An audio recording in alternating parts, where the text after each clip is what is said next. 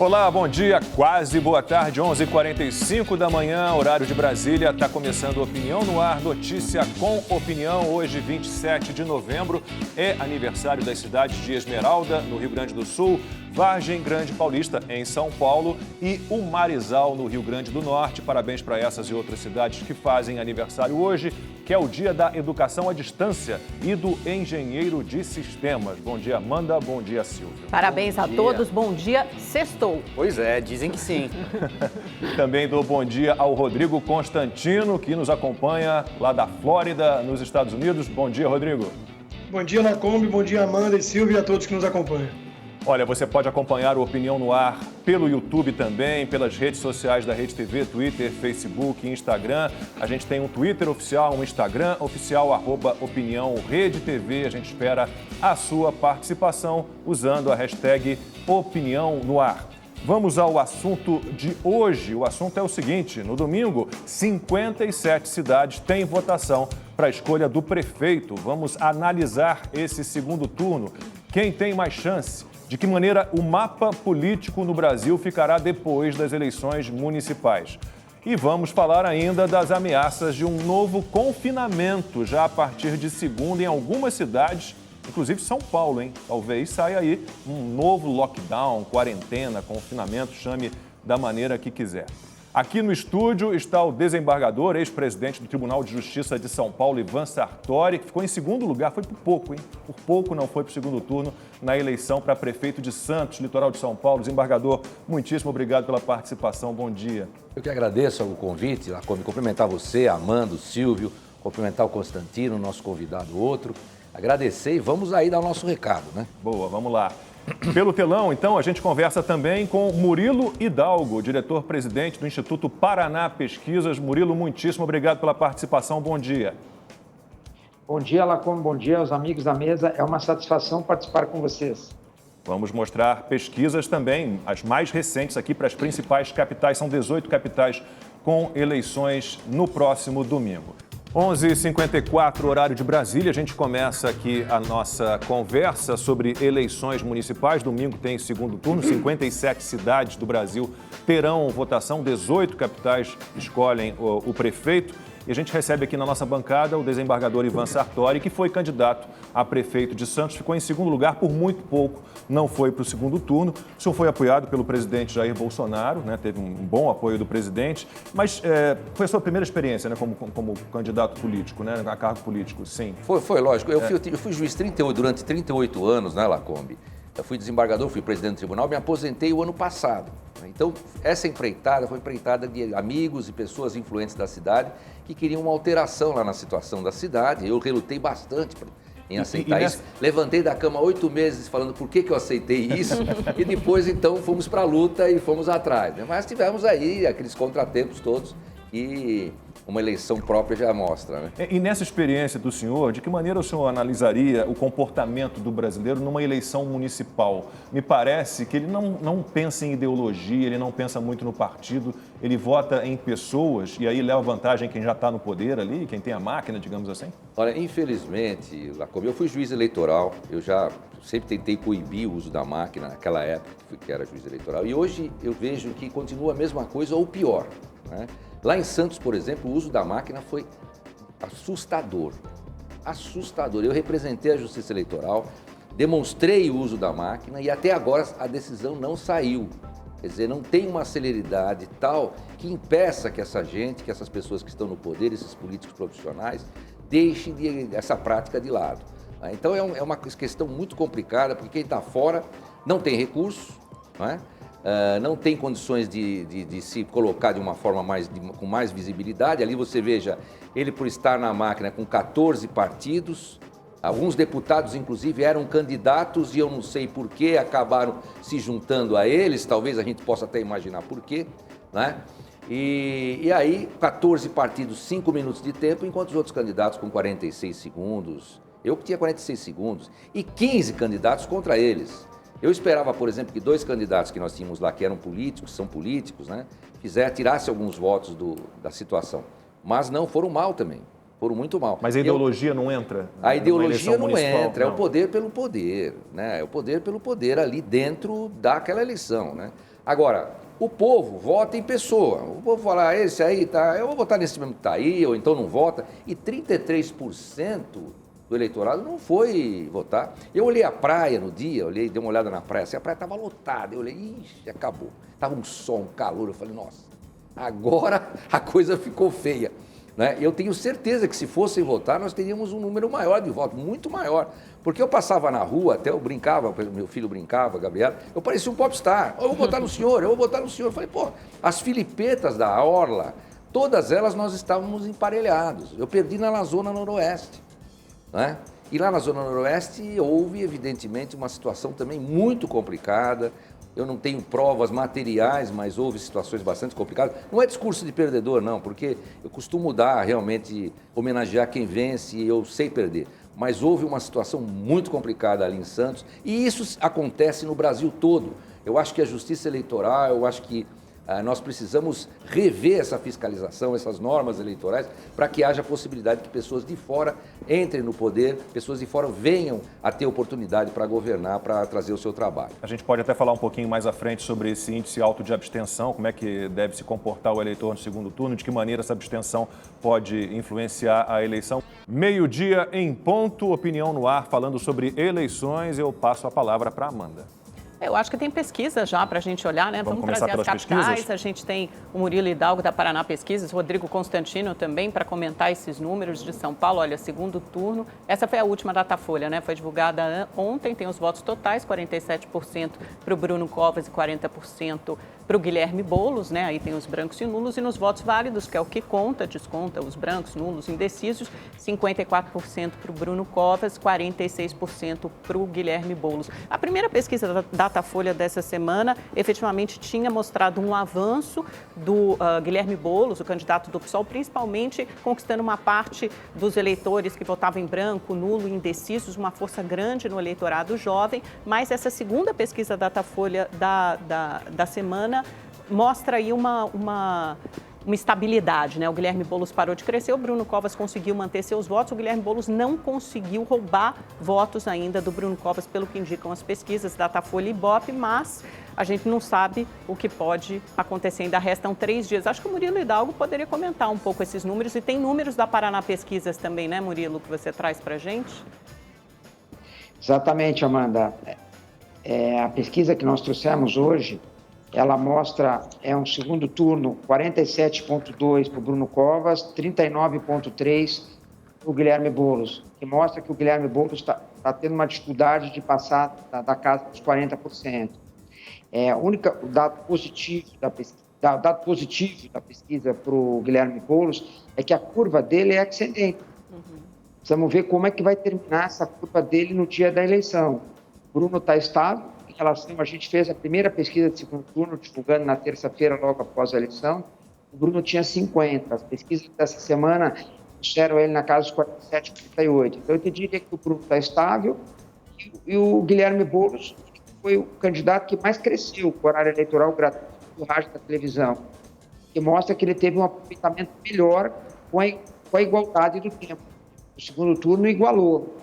Tinha muito pouco tempo de rádio e TV para se apresentar. Mostra que o segundo turno fez muito bem a campanha de Guilherme Boulos. Num breve comentário aqui, eu acho que ainda me surpreendo com esses 40 pontos, essa marca de 40 pontos do Guilherme Boulos. Acho que parte desse número é explicado por uma rejeição à administração do Bruno Covas e, consequentemente, uma rejeição ao governador João Dória, mas repito que a reeleição do Bruno Covas é muito importante para esse projeto político do governador de São Paulo de tentar a presidência da República. São Paulo, evidentemente, o maior colégio eleitoral do Brasil, a eleição que realmente importa, junto com a do Rio de Janeiro, que a gente vai falar agora na sequência. E o eleitorado caviar do Boulos, né, da Vila Madalena, também reúne ali os órfãos do lulopetismo. Essa eleição é uma eleição que mostra o ocaso do PT, algo que já vinha acontecendo em 2016 e se repete agora. O PT tem grande chance de não levar nenhuma capital e teve o pior desempenho aqui na cidade de São Paulo desde 1985 com o Eduardo Suplicy. Mas, de qualquer forma, mostra uma força da esquerda em São Paulo também, né? Eu acho que você pode olhar o copo meio cheio, mas o copo meio vazio. A pergunta é se o Guilherme Boulos se essa curva ascendente a qual o Murilo se referiu tem força para virar o jogo no domingo, né? Pelo ritmo que vai a curva do Covas e a curva do Boulos, aparentemente não. Eu queria botar o Rodrigo Constantino na conversa, Constantino carioca como eu. Constantino, você preferia votar em São Paulo ou no Rio? Olha, tá difícil a coisa, né? Mas acho que os paulistas conseguiram piorar a situação, né? Ter um radical da extrema esquerda, né? Porque esquerda já é o próprio PSDB. Ter um radical da extrema esquerda como Boulos no segundo turno com chances concretas mostra que alguma coisa deu muito errado.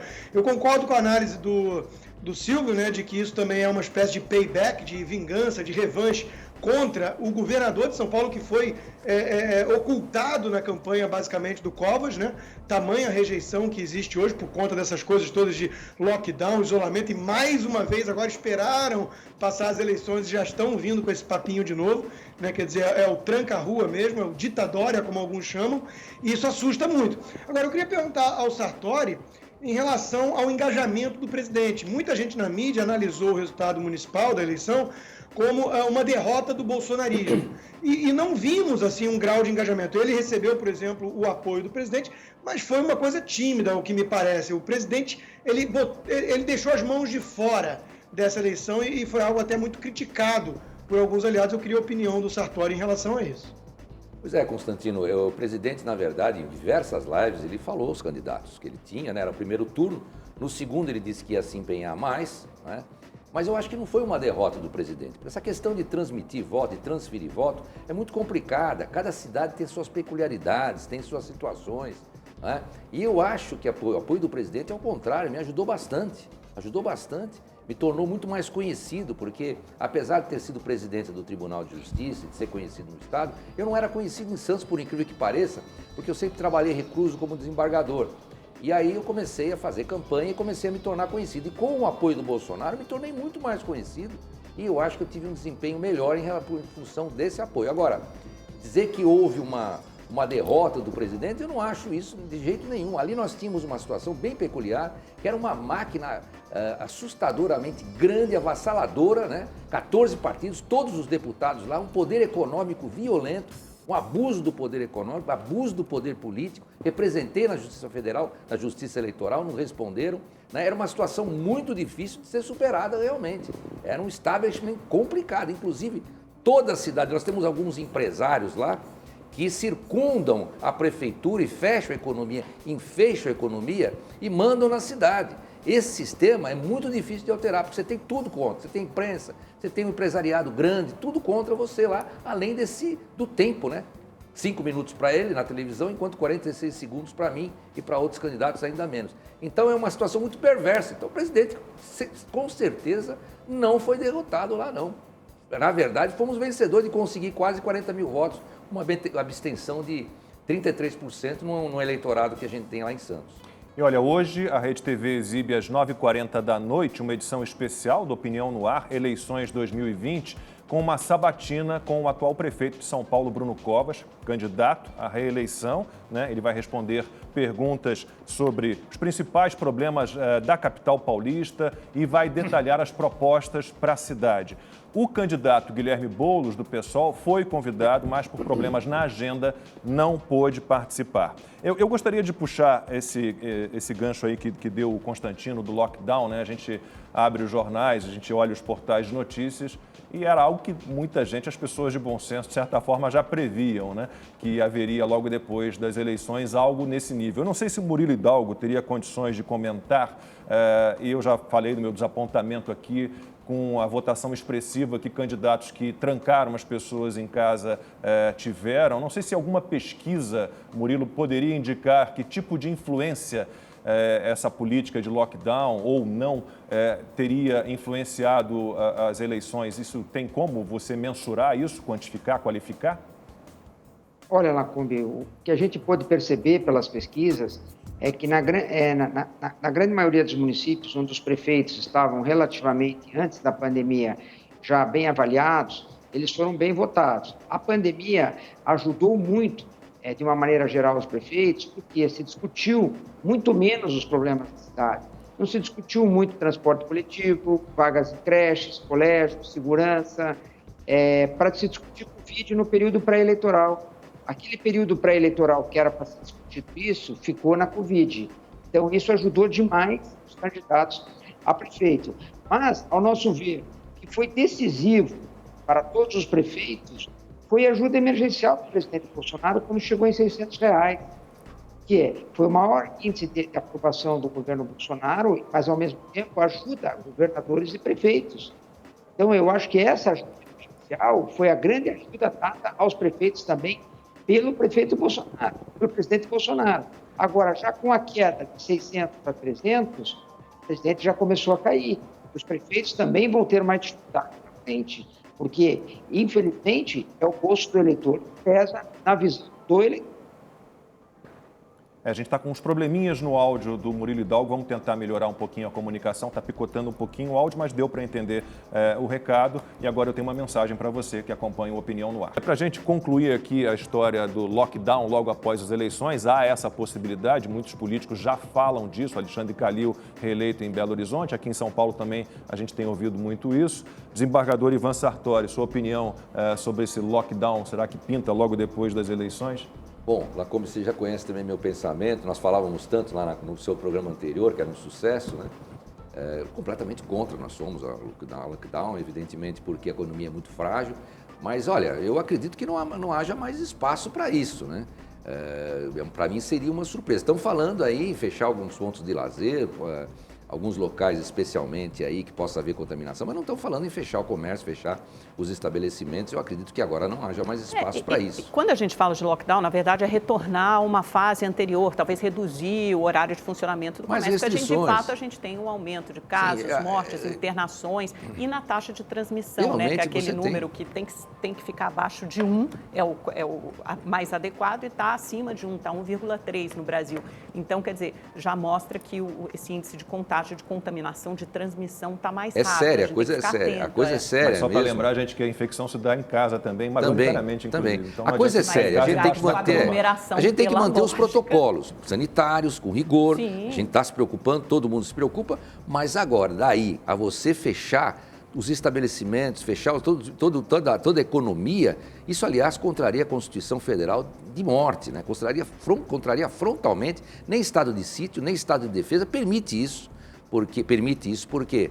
Porque nós temos no artigo 1º, inciso 3º, ali garantido fundamental, né, um dos princípios, o trabalho e a iniciativa privada. Isso não pode ser tocado de forma nenhuma. E nós comentamos tanto o desrespeito que houve à Constituição, rasgaram a Constituição, prefeitos aí se transformaram em ditadores. E esse governador de São Paulo, que agora, foi uma loucura. A quarentena pesada mata muito mais do que qualquer vírus. Lógico, mas só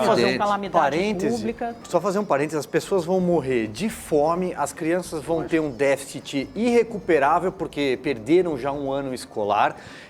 Você vai ter muito mais, já temos muito mais casos de problemas de saúde mental, pessoas sofrendo de angústia, de ansiedade, de depressão dentro de casa, sem contar quem teve tratamentos médicos interrompidos, porque agora os hospitais só tratam de Covid porque não podem sair de casa. Enquanto a restrição exames para detecção precoce. Justamente. Agora, mas é evidente que ninguém quer, não tem mais sentido. A economia não vai aguentar isso, os empregos, é fome, não há espaço para um novo lockdown em São Paulo. Seria um absurdo isso também.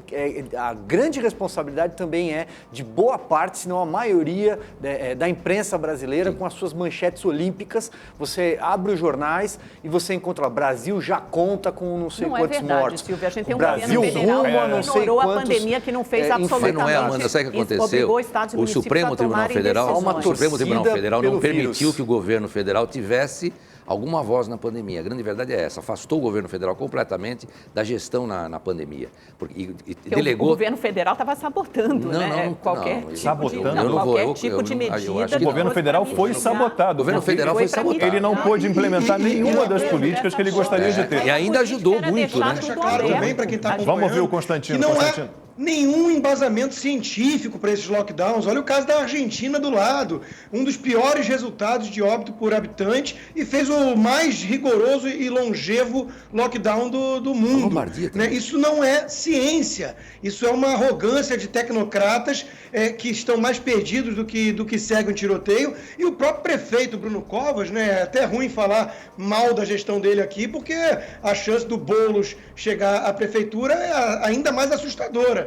Mas, veja, ele fez aquela decisão, tomou aquela decisão de proibir os transportes particulares e inundou o metrô de São Paulo com pessoas. Quer dizer, é tudo anticientífico, arrogância, autoritarismo em nome da ciência. Isso não dá mais, a população não aguenta mais isso. Não tem a menor condição, Olha, se você comparar hoje as curvas, tem até uma matéria mostrando isso com base em dados do Imperial College, se você começar a comparar as curvas da Europa e nos Estados Unidos. Os Estados Unidos que não têm tomado nenhuma medida mais restritiva de circulação e a curva de mortes e casos continua aumentando exponencialmente. E na Europa a gente também vê esse aumento de curvas e agora, depois dessas medidas de restrição, começa a baixar ligeiramente. O Macron até falou em abrir no Natal novamente. Amanda, em primeiro lugar, os Estados Unidos está com vários estados com medidas muito restritivas. São os estados democratas e que tiveram os piores resultados.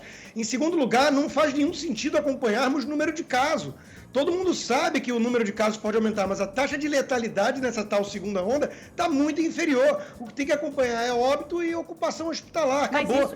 Mas essas são as mortes, Constantino. As mortes realmente, no começo, elas estavam num patamar muito inferior, mas elas vêm crescendo. É porque a pessoa fica muito tempo internada. Então, primeiro você vê um aumento rápido dos casos e, sei lá, 1 mês depois, 2 meses depois, esse número de mortes começa a aumentar. Lógico que é menor que a primeira onda. Baixa, a taxa de letalidade é baixa. Você tem razão, não é baixa. É baixa, é de uma gripe sazonal. Não é no e outra coisa, se você analisar a população, o número de contaminados, ela está baixíssima. É muito baixo. E desculpem, mas Imperial College, vamos lá, de novo, eles erraram na gripe suína, na gripe aviária, na H1N1, eles erraram de novo agora. Eles erraram todas as projeções historicamente. Mas isso não são projeções, todas as projeções eles erraram. São dados factíveis. A taxa de letalidade é de uma gripe sazonal. Não dá para abrir, não dá para ter lockdown, não dá para abrir. Aí o que aconteceu, a pandemia foi utilizada como... A pandemia foi utilizada como uma forma ideológica, uma forma para derrubar o governo central, de controle da população. A Constituição foi rasgada. Aqui o que houve foi muito grave, uma situação muito grave. Esse país passou por tremeu aqui, as bases democráticas tremeram porque nós não tivemos garantia nenhuma. Gente arrastada, do nada, porta de loja soldada. Nós Isso tivemos foi um verdadeiro absurdo. do STF e do Congresso também, foi votado. Mas o STF tirou das mãos do presidente a gestão da pandemia. Ele jogou tudo nos estados. Se o presidente tivesse vencido essa briga, teríamos o isolamento vertical, grupos de risco, doenças pré-existentes. Teríamos o isolamento vertical com as garantias. Tratamento precoce. Constantino.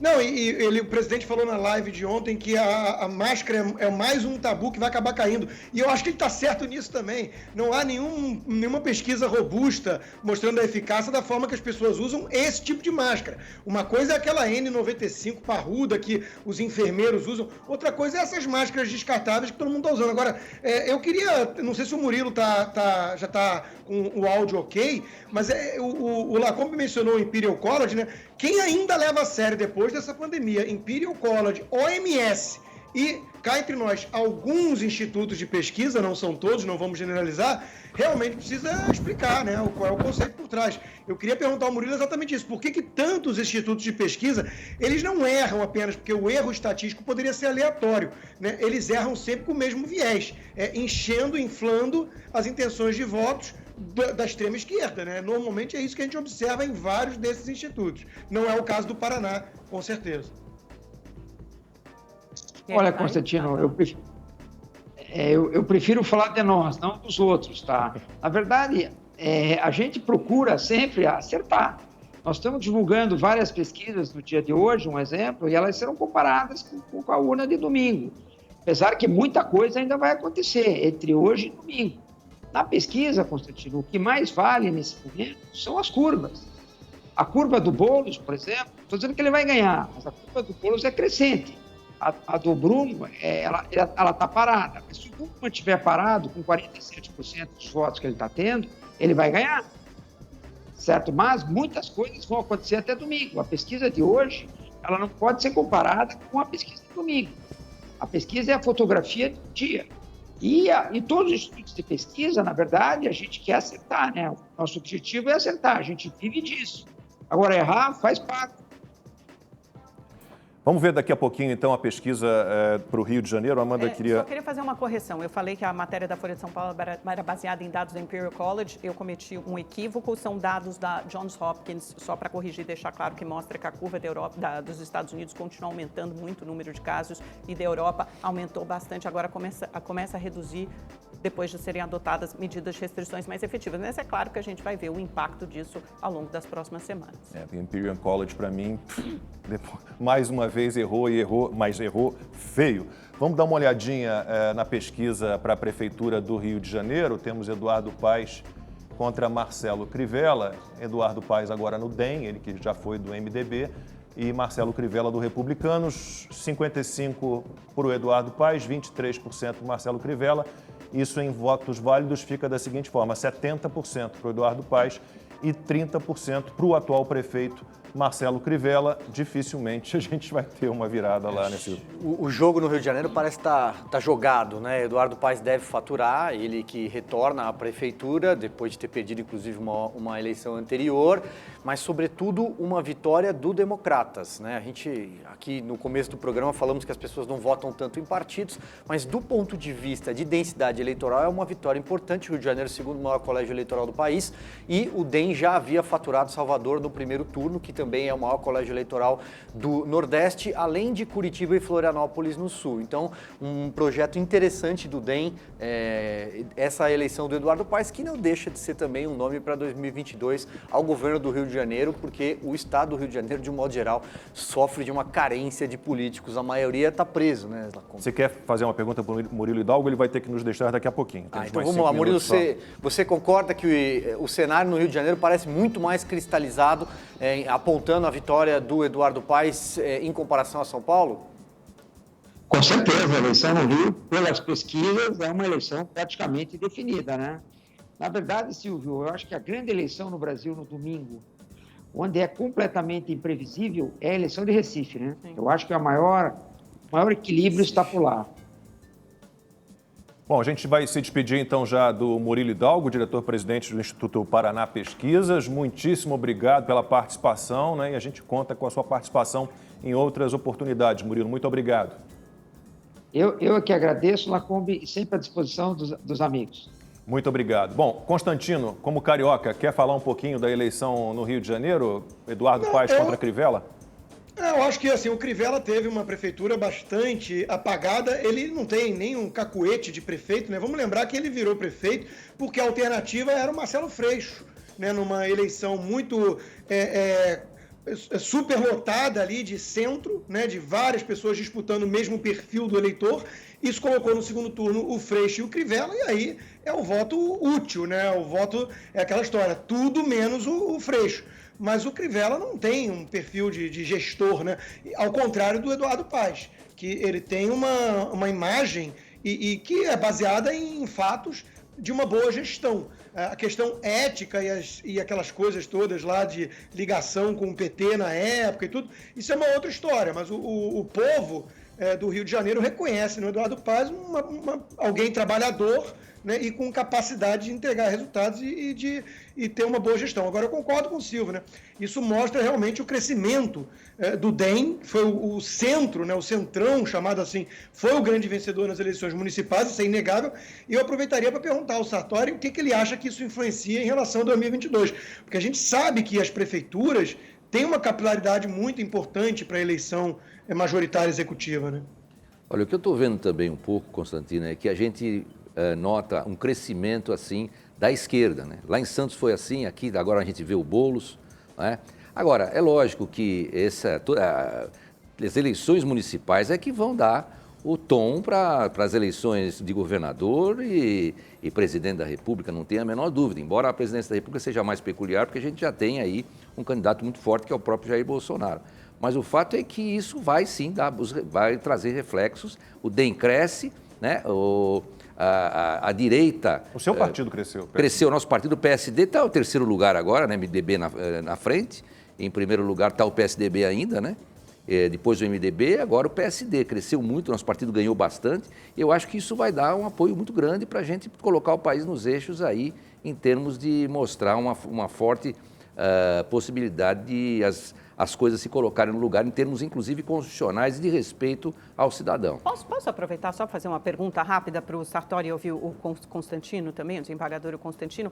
Sobre o Constantino falou, é uma vitória do Centrão, mas será que dá para a gente já dividir esse Centrão? Até porque, por exemplo, o DEM, MDB, PSDB, eles já fizeram essa divisão no próprio Congresso e a gente vê agora esse pano de fundo da eleição em fevereiro para a presidência da Câmara e depois do outro lado, o Centrão mais como PP, PSD, PTB, PL, serão esses os partidos que talvez estejam na base de sustentação de uma candidatura à reeleição do presidente Bolsonaro em 2022, e aí do outro lado a gente pode enxergar MDB, DEM, PSDB com uma outra candidatura de centro, ou seja, uma cisão desse centro, um centro com uma candidatura alternativa do presidente Bolsonaro e um centrão dando um apoio à candidatura à reeleição do Bolsonaro, e a gente talvez veja o primeiro round dessa disputa já em fevereiro, na luta pela presidência da Câmara.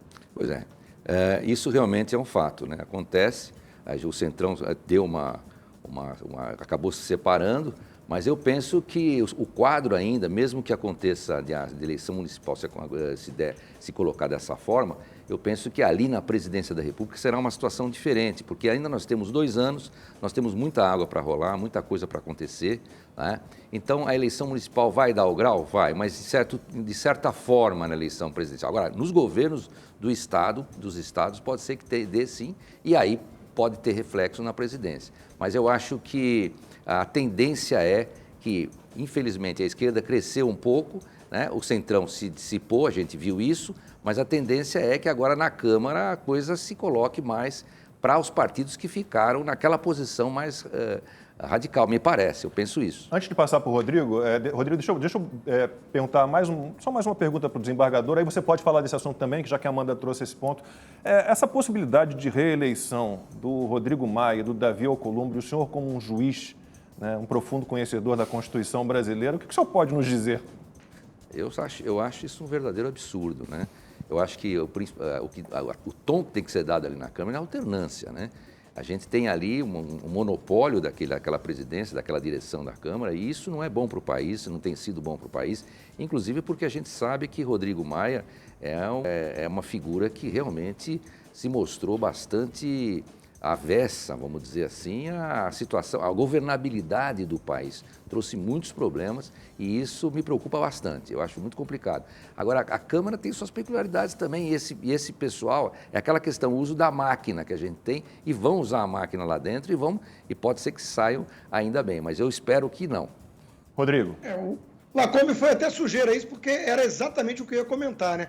Mas eu aceito a premissa da Amanda, eu acho que a análise é essa mesmo, tem um racha no Centrão e tem partidos ali que vão vir com uma candidatura alternativa ao Bolsonaro. Não resta a menor dúvida disso. Se vai ser Luciano Huck, se vai ser o Sérgio Moro, não sabemos ainda, o Dória, mas essa ala liderada e ligada ao PSDB, né, vai vir com nome alternativo ao presidente Bolsonaro, não resta a menor dúvida, então existe esse racha do centro. E concordo também que na eleição para o comando da Câmara vai ter uma prévia disso, né? E aí eu concordo 100% com o Sartori. É inconstitucional, é ilegal e ponto. O que estão fazendo é uma tentativa de golpe. Todo mundo falava de ameaça de golpe às instituições democráticas vindo do presidente Bolsonaro. Não tem nada disso. Agora, isso sim seria uma espécie de golpe, porque é clara a Constituição nesse aspecto. Foi feita uma emenda constitucional para a reeleição de presidente e não incluiu os comandos da Câmara e do Senado. Então, estou tentando ali dar uma coxambrada, como a gente diz, tá? Um uso semântico para distorcer o que o texto cristalino da Constituição diz. Isso é golpe, não podemos aceitar isso. É golpe ou é golpe, pode ser também, é golpe ou golpe. Estamos aqui falando de eleições, no domingo tem segundo turno em 57 cidades do Brasil. Vamos dar uma olhadinha na pesquisa, na mais recente, para Recife. Lá é guerra de família, briga de família, são primos. A pesquisa é a seguinte: Marília Reis, do PT, 43%, João Campos, do PSB, 40%. Isso em votos válidos, 52% para Marília Reis, 48 para o João Campos. Bom, 2 partidos de esquerda lá disputando, Silvio. Lá seguramente é a vitória da esquerda, né? É a capital, uma importante capital também no Nordeste, onde de fato a esquerda vai triunfar. Ali não vai ter Natal também, né, Lacombe? Porque eles são primos, como você bem lembrou, a Marília Reis e o João Campos, que é filho do ex-governador Eduardo Campos. Não vai ter mais data nenhuma, viu, Silvio? Saíram do grupo da família já? Não, já saiu do grupo da família há muito tempo. Grupo da família do WhatsApp, todo mundo já pulou fora ali. Porque aqui em São Paulo, até a campanha tem mantido um bom nível, né? Não tem tido golpe abaixo da linha da cintura. Agora, já em outras capitais, como Recife, Rio de Janeiro, principalmente em Recife, com distribuição de panfleto apócrifo, acusando a Marília Reis de não ser cristã, de defender o aborto, ideologia de gênero, não sei o quê. Aí entra com a ação na justiça, né? O desembargador acompanha muito isso para suspender, aí a justiça suspende. Não, e tá voto a voto, porque se você for olhar Datafolha e Ibope, o João Campos está na frente do Ibope. Exatamente, se inverte. É o que eu ia dizer. Se você olhar outros institutos, esse cenário ele se inverte. O João Campos passa uma cabeça à frente da Marília Reis. Então, também será um grande teste para os institutos de pesquisa essa eleição, porque pela margem de erro, em qualquer um deles, é um cenário de empate. Mas está na margem, né? Assim, na verdade, o primeiro turno vai ser voto a voto. O primeiro turno foi a surpresa, porque mostrava uma distância, uma liderança mais folgada, mais confortável do João Campos, e quando abriram as urnas, viram que ele ganhou por 1 ou 2 pontos percentuais, e a Marília veio logo em seguida. E aí você tem, já no segundo turno, primeiro um gap maior entre os dois, e agora isso vem se afunilando com a Marília Reis, aí, pelo menos no Datafolha, só um pouquinho à frente. Desembargador, em relação ao Nordeste, que olhar o senhor tem sobre o Nordeste? O Bolsonaro andou fazendo muitas visitas, inaugurou obras, né, com o ministro Tarcísio, com o Rogério Marinho por lá. O senhor acha que o Nordeste, vamos olhar um pouquinho mais à frente, 2022, a esquerda perde um pouquinho de espaço no Nordeste? Eu acho que perde, sim. Eu acho que perde porque ele fez muitas obras lá. A gente vê pelas várias vezes que ele se encontra no Nordeste, como ele é recebido, a forma que ele é recebido, o povo que vai receber. E o Nordeste não estava abandonado. Na época da esquerda estava completamente abandonado, né? Tudo, não havia o que fazer. E lá hoje nós temos obras que realmente estão trazendo aí bastante popularidade para o presidente e obras que realmente respeitam a cidadania ali no Nordeste, que sempre foi muito desprezada, né? Eu acho que sim, eu acho que o presidente está subindo muito lá no Nordeste.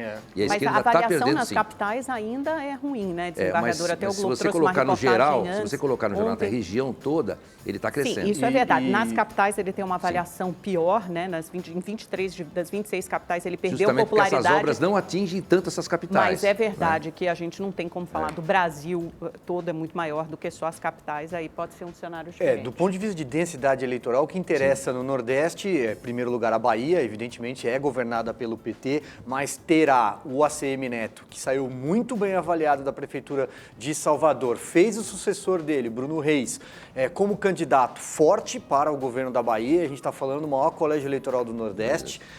Você tem um cenário em Recife, onde a esquerda vai ganhar a prefeitura, e aí, no caso, em Pernambuco, impacta, evidentemente, e o Ceará, onde tem o projeto dos Gomes em jogo, lembrando que também o governador Camilo Santana é do PT. Então, com o Sarto liderando, né? Bom, vamos mostrar a pesquisa de Fortaleza e Constantino pode falar um pouquinho do Nordeste daqui a pouquinho. Vamos dar uma olhadinha, então, aproveitando o gancho do Silvio sobre Fortaleza. Segundo turno, José Sarto, do PDT, tem 53%, partido do Ciro Gomes, do Cid Gomes, e Capitão Wagner, do PROS, 35%. Aí a gente tem realmente um embate entre direita e esquerda, né? Dá para dizer? Sim. José Sarto, 60% em votos válidos, 40% para o Capitão Wagner. Sim, como lembrou a Amanda, o Sarto tem uma dianteira forte, é o projeto dos irmãos Gomes fazer a capital. Lembrando que lá também, majoritariamente, a esquerda prevalece, uma vez que o governador é do PT. Constantino, quer falar um pouquinho do Nordeste, crescimento do Bolsonaro na região? Quero sim, eu acho que todos já fizeram boas análises, né? Então eu vou tentar trazer só um ponto de vista diferente. Em primeiro lugar, essa questão das obras, né? Eu achei muito curioso que na mídia chegaram a criticar, porque falaram, não, mas está entregando obras que começaram em outros governos. Bom, isso deveria ser uma virtude, né? E infelizmente falta a muito governante esse tipo de coisa, porque justamente ele quer colocar a impressão digital dele ali, em vez de entregar aquilo que importa para o povo, a obra. Né? E tem também a questão do auxílio emergencial, do Corona Voucher, que obviamente teve um impacto no Nordeste. E aí eu puxo para falar exatamente essas duas coisas na análise, para complementar o que vocês já disseram. Né? Em primeiro lugar, o Nordeste sempre teve, né, essa questão, por ter áreas maiores de pobreza e tudo, sempre teve essa exploração populista, demagógica, de muitos candidatos associados mais à esquerda, do ponto de vista histórico, com uma visão paternalista, para comprar mesmo, né, a velha compra de voto, né, voto de cabresto. E, além disso, a gente vê, né, a gente está discutindo os Ferreira Gomes de novo em Fortaleza, a gente está discutindo briga de família em Pernambuco, e fica claro que existe essa mentalidade também coronelista no Nordeste ainda, né? Quer dizer, existem feudos divididos ali, controlados ali por famílias até hoje, isso é muito forte no Nordeste. A gente já comentou um pouquinho sobre isso, mas vamos lá. Pergunta da Luciane Moreira pelo YouTube, tá? Pelo nosso canal no YouTube. O auxílio emergencial ajudou na popularidade de Bolsonaro, mas talvez não tenha ajudado nas eleições municipais. O senhor concorda, desembargador? Olha, a popularidade do presidente subiu, a forma como ele tratou a pandemia, apesar de estar alijado ali da gestão da pandemia, foi alijado pelo Supremo Tribunal Federal, que delegou aos estados, ele fez o máximo que pôde, inclusive a economia, controlou a economia, etc. e tal. Então a popularidade dele cresceu, inclusive com esse auxílio emergencial. Agora, como eu já disse em outro comentário passado, as cidades, os municípios têm as suas peculiaridades e existem também os seus feudos lá, que a gente sabe, como já colocou aqui o Constantino. Então, essas peculiaridades locais, mais o peso da máquina, etc. e tal, e todas as desvantagens que tem um candidato que está correndo por fora, isso mostra que realmente não há que falar na popularidade do presidente ter caído. Eu acho que o que houve foi uma melhora desses candidatos que realmente não tinham chance, talvez, de se eleger ou tinham pouca chance de se eleger, e o presidente deu um plus, né, para que eles pudessem ir à frente. Eu acho que não caiu a popularidade do presidente, não, apesar desses resultados. A gente trouxe, né, você vai passar para o Constantino, mas só para relembrar, até na entrevista com o ministro Fábio Faria, de Comunicações, aqui nessa bancada, na semana passada, ele relembrou uma pesquisa da Exame Ideia, que a popularidade do presidente atingiu o maior índice desde que ele assumiu E o engraçado é que lá em Santos... Mas lembrando que vai acabar o auxílio emergencial, que é engraçado, por exemplo, eu estou falando de Santos porque a gente pega ali lugar. uma situação local para poder ampliar. Mas lá ele tem popularidade muito maior do que se imagina ali. Ali ele tem mais que 50% de popularidade, o presidente. E mesmo assim ele não conseguiu transmitir esses 50% para mim, né? Que era um candidato novo, que estava saindo, e contra uma máquina que é enorme, monstruosa, e que não media esforços e nem atitudes até antiéticas para poder ficar no poder. No Rio de Janeiro ele apoia o candidato da máquina, que é o Crivella, e pelo visto Mas o Crivella também, vamos e venhamos, que fez uma administração bastante pífia. Bom, então foi um erro do presidente apoiar. As peculiaridades locais, né? Bom, o que dizem que são os militares em torno do presidente que indicaram que ele apoiasse Russomano em São Paulo e Crivella no Rio, Constantino. Bom, fica um bom mesmo com a popularidade que for, né, essa transmissão não é automática e você não consegue iluminar um poste apagado. Então é preciso levar isso em conta. Eu concordo com a análise do Sartori e eu só acrescentaria uma coisa: a gente viu muito na narrativa de boa parte da imprensa a ideia de que esse ganho de popularidade do presidente durante a pandemia se deveu apenas à questão do auxílio emergencial. Eu discordo veementemente dessa análise. Eu acho que ela carece de provas, de evidências, e ela é muito mais uma torcida e uma narrativa do que uma observação mais fria e isenta dos fatos. O presidente conseguiu angariar apoio justamente porque ele se colocou como uma voz dissonante em relação a essa histeria toda, esse autoritarismo todo, esse oportunismo todo de vários governadores, né, que exploraram a pandemia, fecha tudo, depois a gente pensa em economia, vidas humanas, saúde, agora é o foco, né? Hashtag fica em casa. Isso tudo pegou muito mal. O povo brasileiro viu nisso um descaso, uma insensibilidade em relação à realidade do povo, que está acostumado com o SUS sem leito, que está acostumado a assumir riscos para sair de casa, mas tem que trabalhar, né, para viver.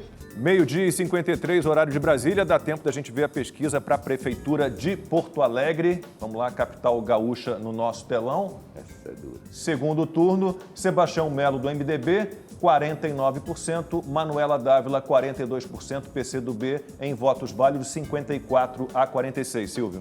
Numericamente, uma pesquisa que mostra um cenário parecido até com aqui de São Paulo, 54-46. Sebastião Melo chegou ao segundo turno beneficiado pela saída do Fortunati e a Manuela Dávila acabou, enfim, avançando dentro daquilo que era esperado. Agora, o gaúcho realmente, ele gosta de surpresas, né? O gaúcho que nunca reelegeu nenhum governador e deixou para trás, em terceiro lugar, o atual prefeito de Porto Alegre e não foi para o segundo turno, Marquesan. Olha, sobre a Prefeitura de Porto Alegre, eu sei que a gente discorda nisso, eu acho que não tinha nem que existir partido comunista, né? Não tem que existir partido nazista, partido feudal, por exemplo. Ela diz que é democrático, só que o partido comunista, o comunismo não é democrático. Aí eu não sei o que o desembargador vai querer falar sobre isso. Mas não quer dizer que ela queira implementar o comunismo no Brasil. Então né? mude de partido ou mude o nome do partido. Né? Quer dizer, é uma visão antiga, eles são a favor, obviamente, de uma visão mais estatizante. Isso é um exemplo, né? O que nós estamos vendo aí, Boulos e aí a Manuela, a gente está vendo como a esquerda cresceu, está crescendo a esquerda, infelizmente. Agora, eles também têm um trabalho, a esquerda tem uma coisa, tem um trabalho muito profundo, inclusive, no próprio ensino, nas escolas, universidades, é uma coisa constante, muito acentuada, e eles trabalham forte, firme, e vão formando opinião, vão fazendo formadores de opiniões. A juventude, por exemplo, vota em Boulos. Muita gente está na faixa dos seus 20 e poucos anos. Juventude da elite ainda por cima. É da elite ainda por cima, exatamente. Há uma dominação ideológica muito forte. E há também um fator de estelionato eleitoral. Os dois, o Boulos e a Manuela Dávila, estão vestidos de quase conservadores. A Manuela só usa roupa agora para essa noviça rebelde. E mascarando esse radicalismo, essa extrema esquerda, na verdade, que eles representam. O Partido Comunista em pleno século XXI. É uma piada de mau gosto. Não, Rodrigo. Movimento 65. Você não é Partido Comunista do Brasil, Movimento 65, né? É mais ou menos por aí, né? A questão toda é essa, assim, o comunismo não é democrático, então para mim não tinha que existir nenhum partido. Mas eles expressam uma parte importante do eleitorado, tanto é que o Guilherme Boulos chegou ao segundo turno, tem uma votação expressiva eu acho que e a Manuela Dávila a mesma coisa. Eliminar não ganhou em nenhuma zona eleitoral da periferia de São Paulo, não ganhou em nenhuma zona. Mas ele está no segundo turno. Sim, concordo, claro. Ele tem um apoio de uma parte do eleitorado. Bom, estamos chegando ao fim. Continua no domingo. No domingo a gente continua. No domingo a gente retoma o debate. Precisa existir, é democrático que existe. Exato. Desembargador Ivan Sartori, muitíssimo obrigado pela participação. Obrigado, Laco. Obrigado, Rodrigo Constantino, obrigado. Temos papo domingo, hein? espectadores. Muita conversa domingo. Amanda Silva, valeu. Boa tarde. A gente até hoje à noite, 9h40. 9h40 hoje, opinião no ar especial. Tem sabatina. Tchau.